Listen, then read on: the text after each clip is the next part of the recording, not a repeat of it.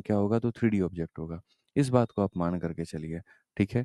तो 3D के बारे में यहाँ पर कुछ बातें लिखी गई हैं कि 3D फिगर क्या होता है और सारी बातें यहाँ बहुत तरीके से बताया गया है, ठीक है? कि सामान्यतः किसी ठोस सतह का क्षेत्रफल दो मतलब ये 3D के बारे में कि किसी भी कोई भी 3D ऑब्जेक्ट है तो उसके क्षेत्रफल जो होंगे वो 2 तरह के होंगे। एक लैटरल सरफेस एरिया जिसको वक्र पृष्ठ क्षेत्रफल, एक टोटल सरफेस एरिया बट हमारे लिए उतना भी जानना बहुत ज़रूरी नहीं है, ठीक है? अभी हम आपको 3D में देखिए यहाँ पर 3D में आप कितने तरह के ऑब्जेक्ट के बारे में पढ़ते हैं, तो आप समझिए। बेसिकली जो होता है मेरे भाई जितने भी 3D होते हैं यहाँ पर, जितने भी 3D ऑब्जेक्ट होते हैं, वो 2 भागों में बँटे होते हैं। एक यहाँ पर बँटा होता है मेरे भाई आपका प्रिज़्म में, ठीक है? और दूसरा मेरे भाई यहाँ पर बँटा होता है आपका पिरामिड में। प्रिज़्म हो जाएगा एक यहाँ पे और दूसरा क्या हो जाएगा मेरे भाई यहाँ पर, तो दूसरा आपका हो जाएगा पिरामिड में, ठीक है? और तीसरा यहाँ पर क्या हो जाएगा और तीसरा मेरे भाई यहाँ पर आपका ये हो जाएगा अदर ऑब्जेक्ट में। तीसरा यहाँ पर क्या हो जाएगा, अदर ऑब्जेक्ट में हो जाएगा, ठीक है? ये 3 भागों में सारा का सारा मामला बँटा हुआ रहता है। प्रिज़्म की बात करें तो प्रिज़्म उस फिगर को कहते हैं जहाँ का टॉप और जहाँ का जो बॉटम है मेरे भाई यहाँ पर बराबर हो, ठीक है? इस बात को समझिए। जैसे सिलेंडर एक प्रिज़्म है, टॉप और बॉटम बराबर है, उसी तरीके से मेरे भाई यहाँ पर क्या है तो फ्रस्टम भी है फ्रस्टम को नहीं कह सकते, सेम सरफेस नहीं होता है। तो प्रिज़्म में यहाँ पर कौन-कौन सा आ जाएगा, तो जैसे मान लीजिए यहाँ पर ये सिलेंडर है, बेलन है, ये आपका एक प्रिज़्म हो जाएगा कि जैसा ऊपर वाला सतह है, वैसा नीचे वाला सतह। उसके बाद में ये जो आपका घन या घनाभ होते हैं, ये सारे के सारे प्रिज़्म होते हैं। जैसा ऊपर वाला सतह मेरे भाई वैसा ही इनका नीचे वाला सतह, ठीक है? लेकिन पिरामिड क्या होता है? पिरामिड ऐसा होता है कि सतह चाहे जैसा भी हो, सारे के सारे जा कर के एक जगह पे इकट्ठा हो जाएँ, तो उसे हम पिरामिड कहते हैं। जैसे कि हमारा कोन हो गया, ठीक है? तो यहाँ पर ये क्या हो जाएगा सारा पिरामिड का पार्ट हो जाएगा। तो प्रिज़्म में मेरे भाई यहाँ पर किसके-किसके बारे में पढ़ना होता है ज़रा समझो। तो प्रिज़्म में यहाँ पर जो है सबसे पहले शुरुआत करते हैं मेरे भाई यहाँ पर हम क्यूब से, ठीक है? फिर उसके बाद यहाँ पर क्यूब के बाद में नेक्स्ट हमारा आ जाता है क्यूबॉइड आ जाता है, ठीक है? क्यूब को हिंदी में हम घन कहते हैं, इसे हम घनाभ कहते हैं, ठीक है? उसके बाद में नेक्स्ट हमारा आ जाता है मेरे भाई सिलेंडर आ जाता है, जो आपको मेरे भाई यहाँ पर पढ़ना होता है, ठीक है? ये भी अपने आप में क्या है प्रिज़्म है, यानी इसे हम क्या कहते हैं तो बेलन कहते हैं। समझ रहे हैं मेरी बात को लेकर के? और हमारे सामने कौन-सा ऑब्जेक्ट हो जाएगा? तो और यहाँ पर कोई ऑब्जेक्ट और नहीं है जो प्रिज़्म है, होगा भी तो हम बाद में देख लेंगे, ठीक है? पिरामिड में हम किसे पढ़ते हैं मेरे भाई? तो पिरामिड में सबसे पहले कोन यानी हम यहाँ पर शंकु के बारे में पढ़ते हैं, ठीक है? उसके बाद यहाँ पर जो बच जाता है जैसे कि गोला, यहाँ पर स्फीयर।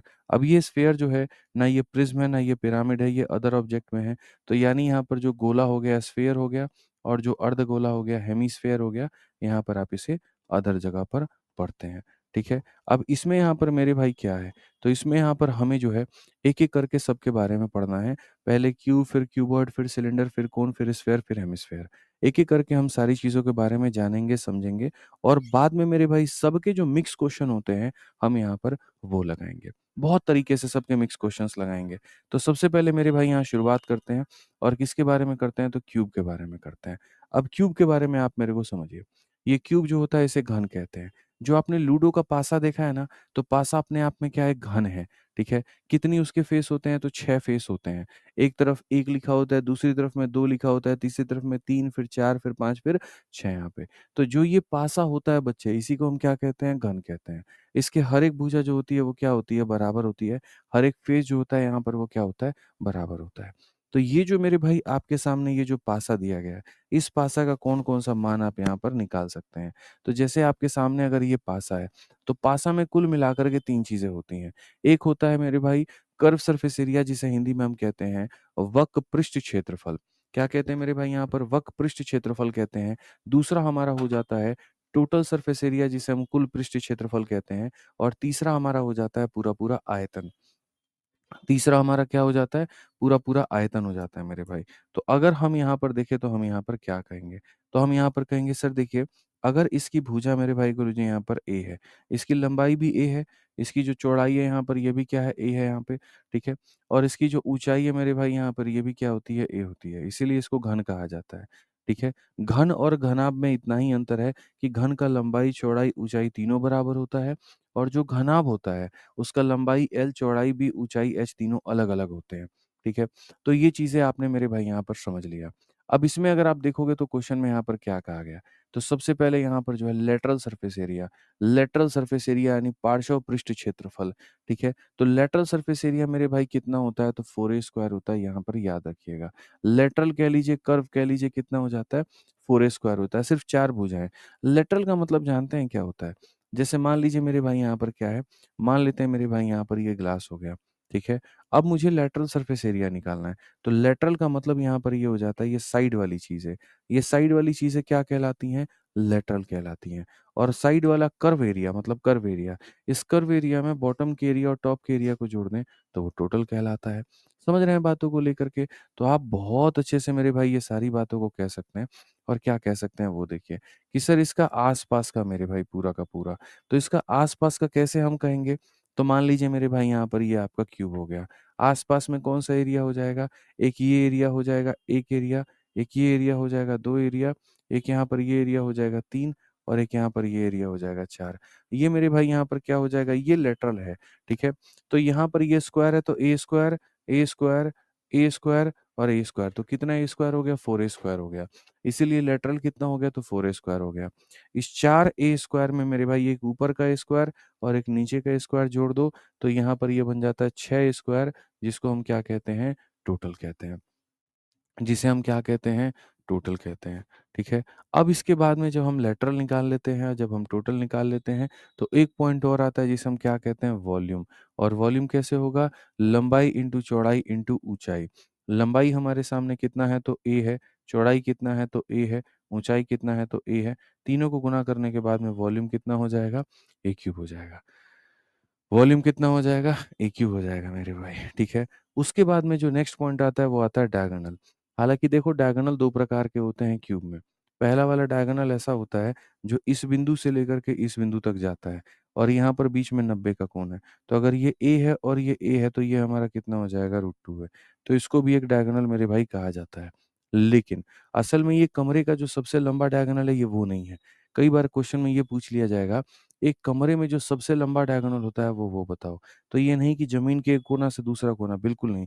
ज़मीन के एक कोना से आसमान का दूसरा कोना, उसको हम यहाँ पर सबसे लंबा रॉड कहते हैं, सबसे लंबा डायगोनल कहते हैं, ठीक है?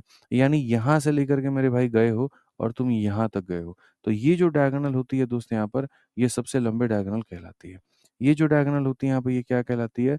सबसे लंबी डायगोनल कहलाती है, ठीक है? और ये जो डायगोनल होती है मेरे भाई यहाँ पर क्या होगा? सबसे लंबी डायगोनल होगा। तो ये कैलकुलेट कैसे होता है?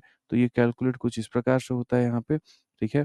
यहाँ पर कि ये 90 डिग्री है और यहाँ पर ये a है मेरे भाई, तो √2a का स्क्वायर प्लस a का स्क्वायर कितना हो जाएगा? √3a हो जाएगा और इसीलिए इसको कहा जाता है लॉन्गेस्ट। इसका स्क्वायर करोगे 2a आएगा, इसका a स्क्वायर आएगा, 2a स्क्वायर में a स्क्वायर 3a स्क्वायर का रूट करेंगे तो इतना हो जाएगा। तो ये इस कमरे का सबसे ऊँचा क्या होगा? डायगोनल कहलाएगा। 3 बातें, curve surface area, total surface area, volume और डायगोनल, ये 4 बातें आपको यहाँ पर याद रखनी है। इसी के ऊपर में हमारे क्वेश्चन्स आते हैं और इसी के ऊपर में सवाल जो हैं वो दिए गए हैं। आइए सवाल लगा कर के देखते हैं। ठीक है।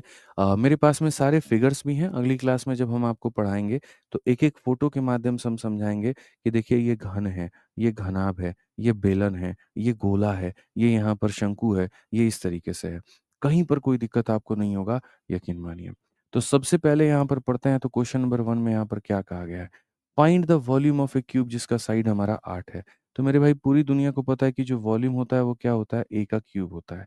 यहाँ पर A का क्यूब का मतलब 8 का क्यूब और 8 का क्यूब हमारा कितना हो जाएगा? 512 हो जाएगा। 512 हो जाएगा तो कौन-सा ऑप्शन है? सी फॉर का होना प्यार है। सी फॉर का होना मेरे भाई यहाँ पर प्यार है, बिल्कुल हमारा क्या होगा? सही उत्तर होगा। ठीक है? आइए चलिए क्वेश्चन नंबर 2 देखिए यहाँ पर क्या कहा गया। बोला कि मेरे भाई यहाँ पर एक घन के संपूर्ण पृष्ठीय क्षेत्रफल और पार्श्वीय पृष्ठ क्षेत्रफल का अंतर हमारा इतना है, ठीक है? घन की प्रत्येक भुजा की लंबाई क्या होगी?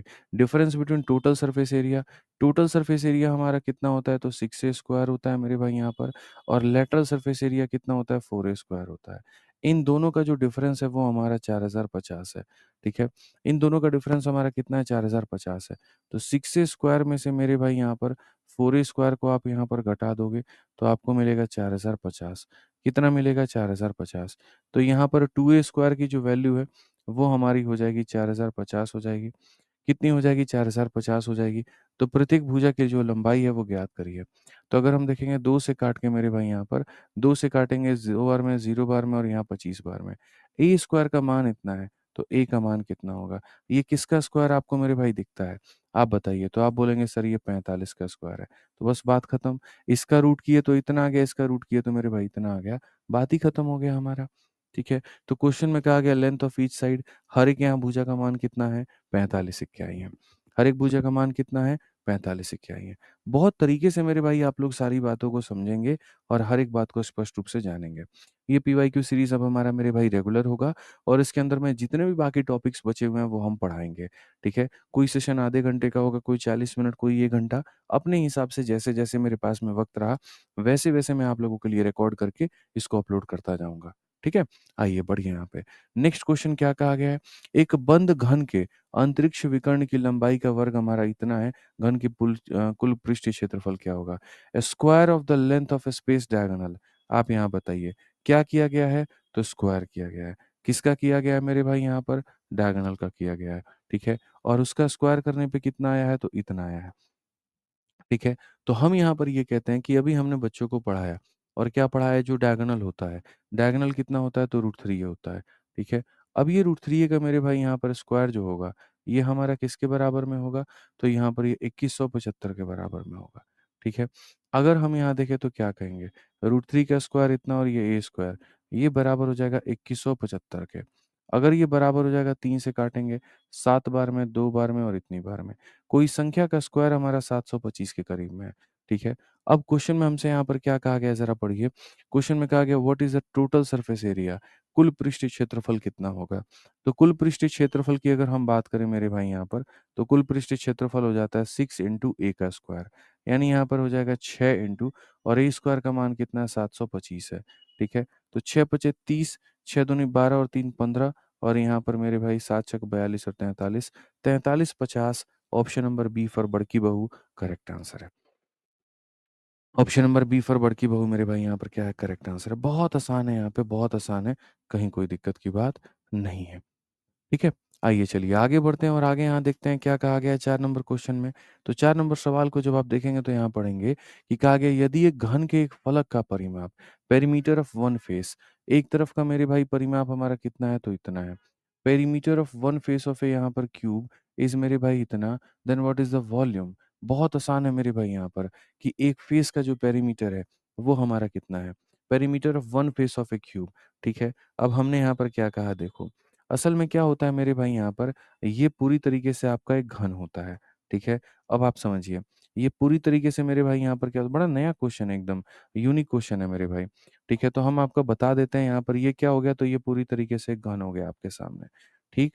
और ये घन में यहाँ पर क्या कहा गया है ज़रा देखिए, तो घन में यहाँ पर ये कहा गया है कि जो एक फेस है कोई भी, पेरीमीटर ऑफ वन फेस, एक मेरे भाई यहाँ पर फलक का परिमाप, तो मान लेते हैं यहाँ पर ये एक फेस हो गया और अगर हम देखेंगे यहाँ पर तो यहाँ पर इसका जो परिमाप है मेरे भाई यहाँ पर, ये परिमाप हमारा कितना है?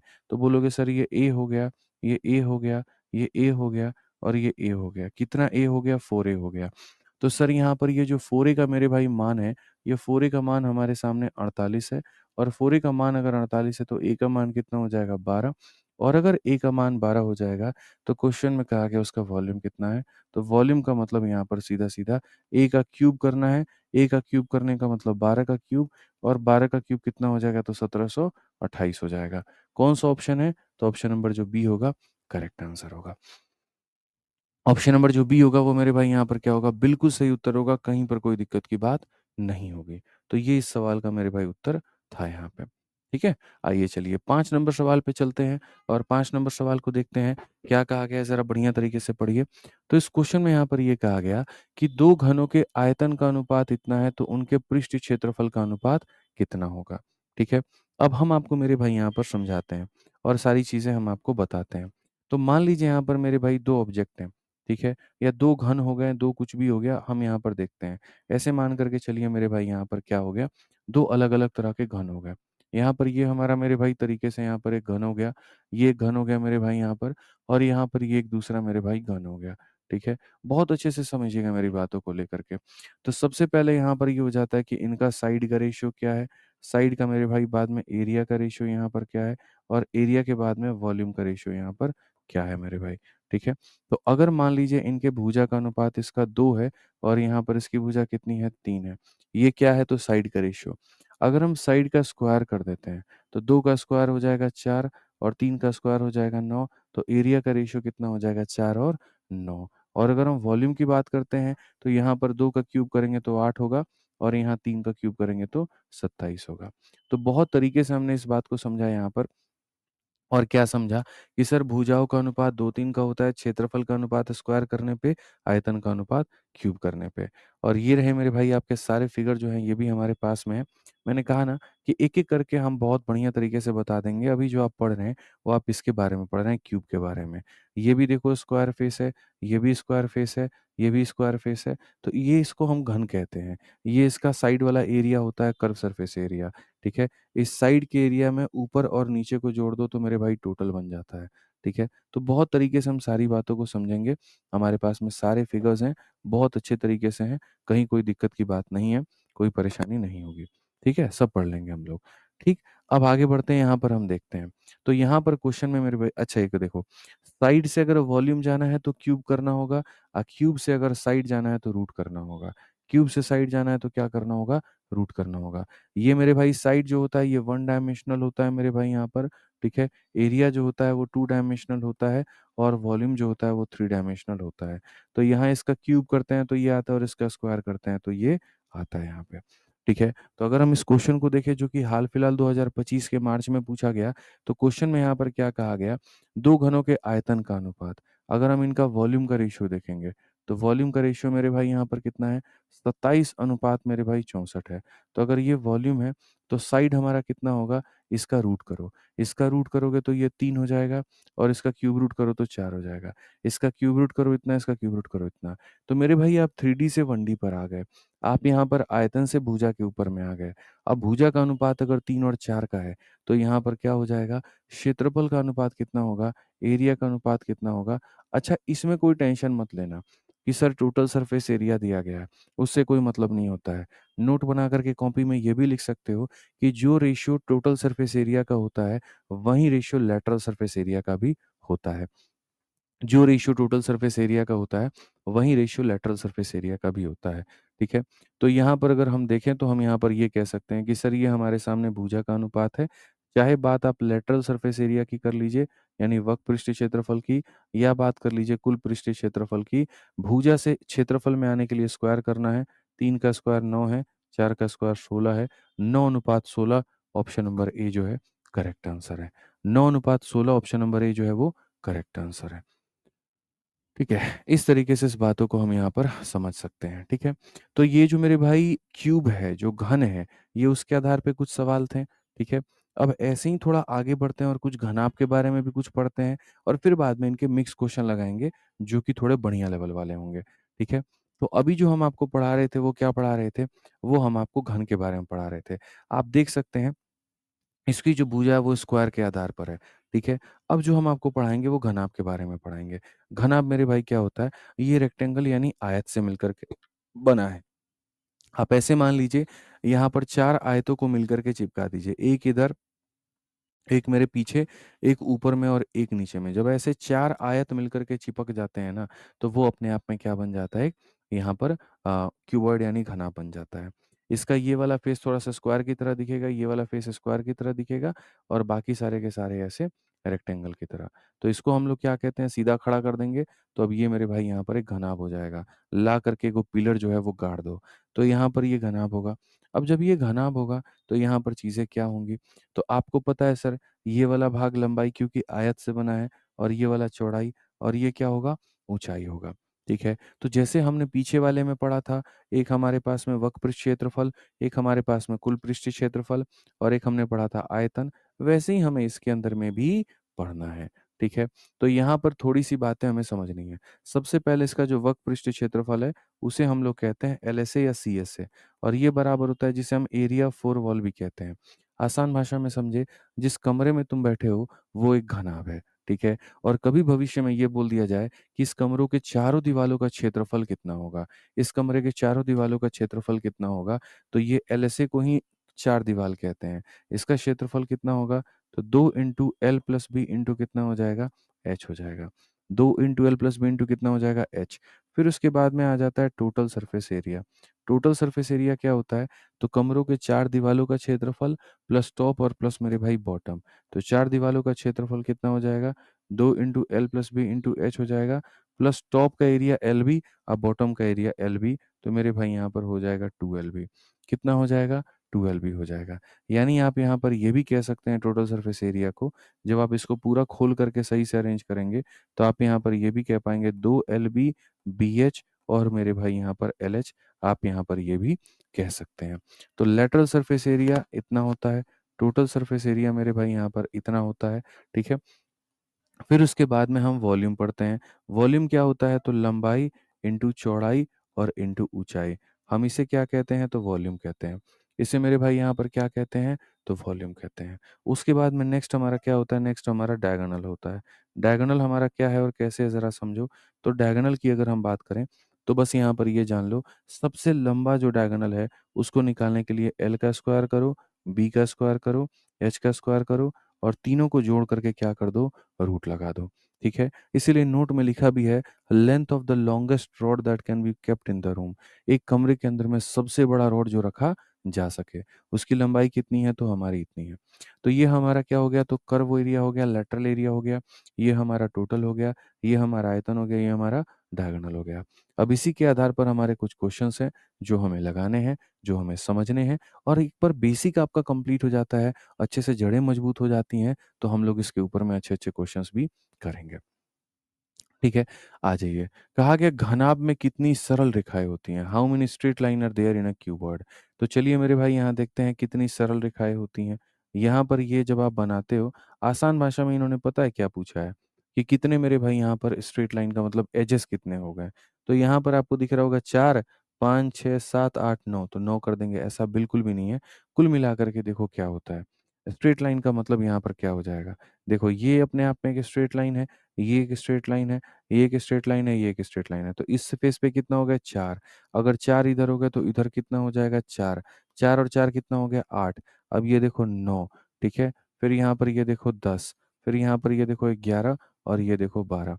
आसान भाषा में 4 इधर 8 हो गए और 1, 2, 3, 4 ठीक है? ये 12 हो गए, ठीक है? आप इसको फ़ोटो के माध्यम से भी समझ सकते हो। अगर मैं इस फ़ोटो में यहाँ पर ये वाली लाइन ऐसे तरीके से खींच करके पूरा दिखा दूँ। अब आप यहाँ पर कहोगे सर 12 कैसे हैं दिखाओ?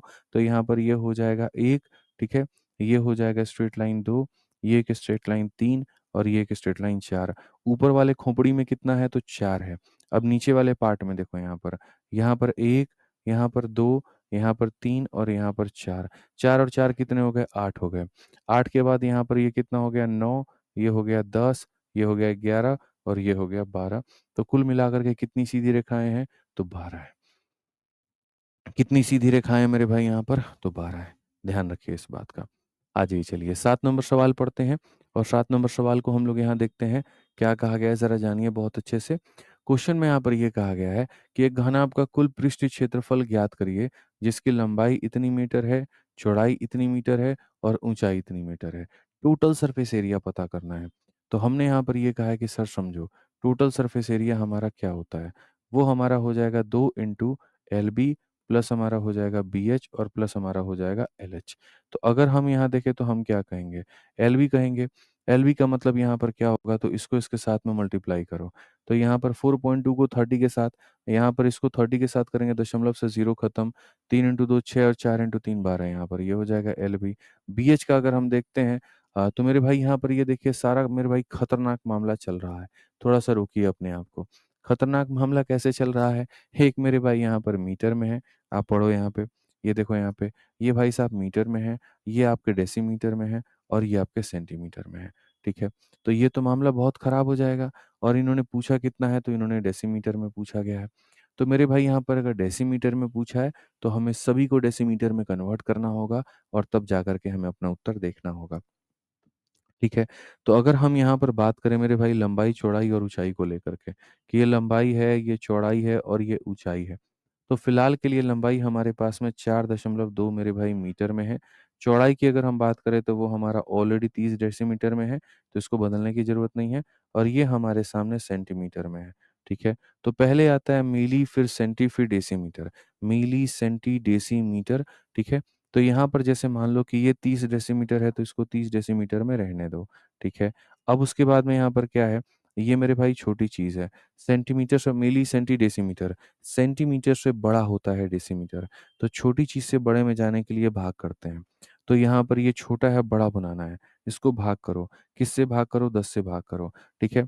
मेरे भाई यहाँ पर क्या होता है पता है? ये तुम्हारा मिलीमीटर होता है, सेंटीमीटर होता है, डेसीमीटर होता है, मिली, सेंटी, डेसी और ये मेरे भाई मीटर होता है। आप समझना मेरे भाई, ठीक है? तो आप यहाँ पर छोटी चीज़ से बड़े में जा रहे हो, आगे बढ़ रहे हो। तो जब आप आगे बढ़ते हो तो भाग करते हो, ठीक है? तो आप मेरे भाई सेंटीमीटर से डेसीमीटर में जाओगे तो इसमें 10 से भाग करोगे, 10 से भाग करोगे तो यहाँ पर इतना हो जाएगा। तो आपको सेंटी से डेसी में जाना है तो आपको 10 से भाग करना पड़ेगा, ठीक है? और यहाँ पर अगर आपको मीटर से आना है, रिवर्स गियर में आना है, तो रिवर्स में आना है तो मल्टीप्लाई करना होगा। रिवर्स में आना है तो आपको क्या करना होगा? मल्टीप्लाई करना होगा, ठीक है? तो यहाँ पर ये मीटर है, आपको रिवर्स में आना पड़ेगा, छोटा बनना है, मल्टीप्लाई करो 10 से। इसको 10 से मल्टीप्लाई करोगे तो हो जाएगा इतने के करीब में। तो ये समझने की आवश्यकता है कि छोटे को बड़ा बनाना है, भाग करो, बड़े को छोटा बनाना है, मल्टीप्लाई करो। ठीक है, तो यहाँ पर क्या हो जाएगा एलबी, एलबी का मतलब 42 इंटू 3, तो ये हमारा कितना हो जाएगा मेरे भाई? यहाँ पर 1260 हो जाएगा मेरे भाई।